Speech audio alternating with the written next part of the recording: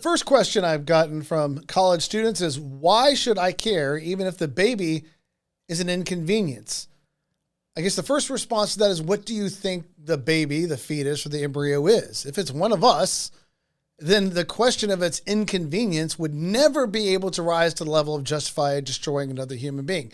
You can't destroy 8-year-olds or 10-year-olds or 2-year-olds because they're inconvenient, so you shouldn't be allowed to destroy a baby before it's born. I will say this, every other human being to some level or another can be an inconvenience to you. If you're ever running late somewhere and you're on the road driving, the inconvenience of other life is surrounding you at every second. If you're ever applying for a university that's difficult to get into, it's very inconvenient the number of other people that are going to apply for that same spot in the university. If you go for a job interview, other human beings are going to be an inconvenience to you, frustrating you in your desire to get in there and to have that position, to own that job, to have that career track. Other human beings live as somewhat of an inconvenience to our plans, as long as our plans are this highest level of our aspirations. And one other thing that I would like to discuss, I wrote an article back in 2018 for equip.org and Christian Research Journal about choosing Down syndrome, the ethics and new prenatal testing technologies by Chris Capozzi. This was a book about the high number of people, the high percentage of people that are aborted when they are diagnosed with Down syndrome.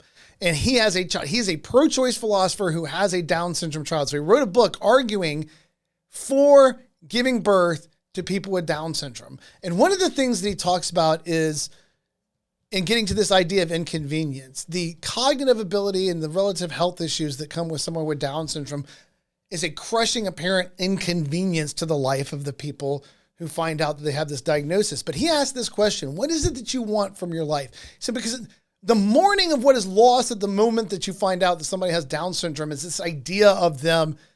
Were they going to be a president? Were they going to be scientists? Were they going to be something in the white collar world or some uber successful individual? And all you've lost is that kind of white collar track. But he points out that when you talk about the number of people and how they report their satisfaction, evidence also indicates that families love their children or siblings with Down syndrome. 99% of parents and 96% of siblings are proud of their sibling or child with Down syndrome. 97% of parents and 94% of siblings claim they have helped recognize or prioritize the healthiest sense of the word. 99% of people with Down syndrome report being happy with their lives.